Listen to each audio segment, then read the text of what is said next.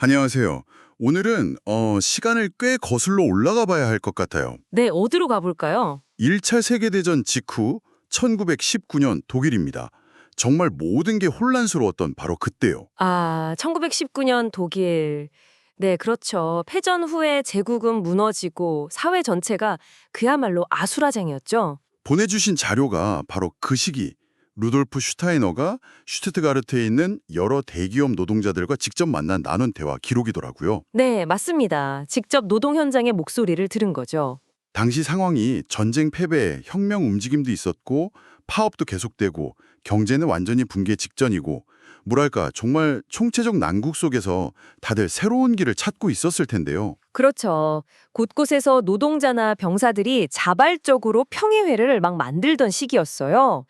정부도 부랴부랴 경영협의회법이라는 걸 만들려고는 했는데 잘 안 됐나요? 현장의 요구와는 좀 거리가 멀었고 심지어 베를린 국회의사당 앞에서 이 법안 관련 시위대에 발포하는 그런 비극적인 일까지 벌어졌어요. 유혈 사태까지 정말 절망적인 상황이었네요. 네, 바로 이런 상황에서 슈타이너가 나타나서 이 사회를 근본부터 아주 뿌리부터 바꿔야 한다 이렇게 목소리를 낸 겁니다. 그 근본적인 해법으로 제시한 게 바로 사회 유기체 3원론 이거군요. 맞습니다. 듣기에는 뭔가 좀 어려운데 이게 구체적으로 어떤 내용인가요? 왜 그게 필요하다고 본 거죠? 슈타이너는 당시 사회가 병든 이유를 진단했어요. 서로 다른 원리로 움직여야 할 중요한 사회 영역들이 마구 뒤섞여서 서로 간섭하고 있기 때문이라고 본 거죠. 뒤섞여 있다고요? 어떤 영역들 말인가요? 크게 세 가지인데요. 사람 몸처럼 사회도 제대로 기능하려면 첫째는 정신과 문화생활, 가이스트슬레븐, 둘째는 법률과 정치생활, 렉스레븐, 그리고 셋째는 경제생활, 비르찹스레븐이 필요하다고 봤어요. 정신, 법, 경제 이 예. 세 가지. 네.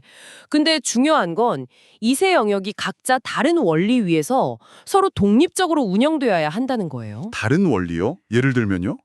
정신 영역은 자유를 바탕으로 해야 하고 법률 영역은 민주적인 평등을 그리고 경제 영역은 협력과 연대, 형제 같은 거죠.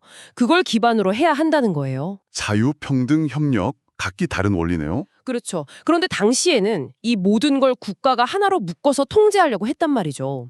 그 단일 국가, 아인하스타트. 네네. 슈타이너는 이게 바로 문제의 근원이다. 이렇게 진단한 겁니다.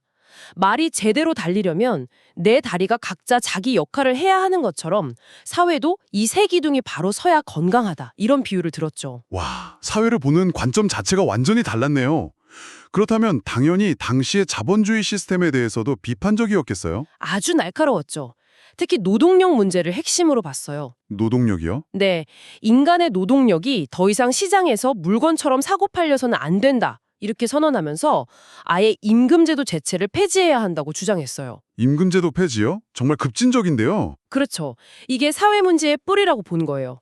그리고 자본이라는 것도 단순히 기계나 돈이 아니라 본질적으로는 다른 사람의 노동력을 통제할 수 있는 권력이라고 정의했고요. 자본이 권력이다. 네, 이 권력 관계가 문제라는 거죠. 돈 자체는 상품이 아니라 그냥 가치가 어떻게 이동하고 순환하는지를 보여주는 뭐랄까 날아다니는 장부 기록 같은 역할만 해야 한다고 봤어요. 흥미로운 비유네요. 날아다니는 장부 기록이라? 그러면서 현실 노동이나 실제 삶과는 동떨어진 이론만 늘어놓는 그런 지식인이나 경제학자들도 아주 강하게 비판했고요. 이미 100년도 더 전에 튜냉 같은 사람이 사회개혁 없이는 유럽이 야만 상태로 갈 거라고 경고했었다. 이런 얘기도 상기시키면서요. 자본주의의 내재적 위기를 지적한 거죠. 그럼 이런 문제의식 속에서 그 경영협의회, 비트립스레테는 어떤 역할을 해야 한다고 본 건가요? 단순한 의견 전달기구는 아니었던 것 같은데요. 전혀 아니죠. 슈테이너에게 경영협의회는 바로 그 삼원론, 특히 경영 영역의 자율성을 실현하기 위한 매우 중요한, 뭐랄까, 실천적인 출발점이었어요. 출발점이요? 어떻게 시작하자는 건가요? 중요한 건 이 협의회가 철저히 현장의 필요에 의해서 아래로부터 선출되어야 한다는 거예요. 자료에도 나오지만 노동자랑 직원을 따로 뽑을 수도 있고요. 아, 현장 중심 아래로부터. 네. 그리고 이렇게 선출된 대표들이 모여서 더 큰 단위의 총회나 중앙평의회 센트럴 라트 같은 걸 구성하는데요. 여기서 의사결정 방식이 중요해요. 방식이요? 단순 다수결 투표가 아니라 그 사안에 대해 가장 잘 아는 사람, 즉 전문성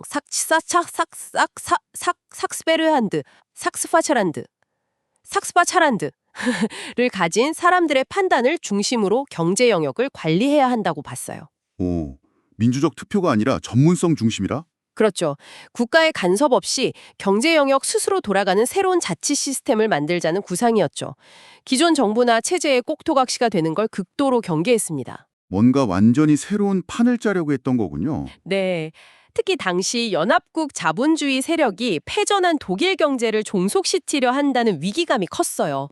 그래서 빨리 행동해야 한다, 시간이 없다는 절박함이 그의 말에 아주 강하게 드러납니다. 듣기만 해도 정말 거대한 변화인데 당연히 반발이나 비판도 엄청났겠어요. 아유, 말도 마세요. 너무 이상적이다. 현실성 제로다. 사회를 분열시킨다. 또 기존에 잘 활동하고 있는 정당이나 노조 활동을 왜 방해하냐. 이런 비판들이 쏟아졌죠. 그렇죠. 그럴 수 있겠네요. 심지어 어떤 사람은 아니 삼원론 같은 그런 이상적인 사회를 만들려면 지금 우리랑은 완전히 다른 뭐랄까 새로운 종류의 인간이 필요한 거 아니냐. 이렇게 날카롭게 지적하기도 했어요. 와, 핵심을 찌르는 질문인데요. 슈타이너는 뭐라고 답했나요? 슈타이너는 짝 잘라서 반박했어요. 아니다. 새로운 사회 구조가 오히려 사람들을 변화시킬 것이다. 이렇게요. 구조가 의식을 바꾼다는 거죠. 구조가 의식을 바꾼다. 흥미로운 답변이네요. 기존 정당이나 노조의 저항도 만만치 않았을 테고요. 네, 자료에도 그런 어려움들이 언급됩니다. 노동자들 사이에서도 불신이 있었고요. 오늘 쭉 이야기를 들어보니 슈타이너의 제안은 단순한 제도 개선 차원을 넘어서 사회를 운영하는 패러다임 자체를 바꾸려는 아주 급진적인 시도였네요. 맞습니다. 특히 경제 영역의 자율성과 그 전문성을 강조하면서 아래로부터의 변화를 굉장히 강하게 촉구했다는 점이 인상 깊어요. 기존 정치 시스템이나 외부 세력과는 완전히 다른 길을 가려고 했던 거고요. 그렇죠. 단순히 정부를 바꾸거나 법 몇 개 뜯어고치는 그런 정치적 변화만으로는 사회의 근본 문제가 해결되지 않는다는 깊은 통찰이 있었던 거죠. 네, 각 사회 영역, 특히 경제 영역이 스스로 건강하게 작동할 수 있는 내적인 원리를 찾아야 한다. 이 주장인데요. 이건 사실 100년이 훌쩍 지난 지금 우리가 마주하고 있는 이 복잡한 사회 문제들을 생각할 때도 여전히 유효한 질문을 던져요. 어떤 질문일까요? 사회 구조를 바꾸는 게 먼저냐, 아니면 사람들의 의식이 바뀌는 게 먼저냐, 뭐 이런 근본적인 질문 같은 거요. 아, 정말 생각해 볼 문제네요.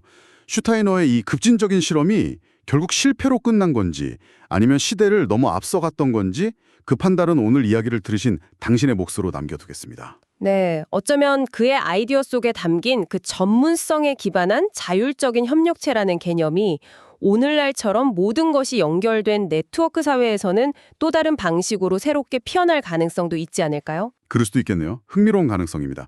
오늘 깊이 있는 탐구 감사했습니다. 다음 시간에 저희는 또 다른 흥미로운 이야기로 돌아오겠습니다.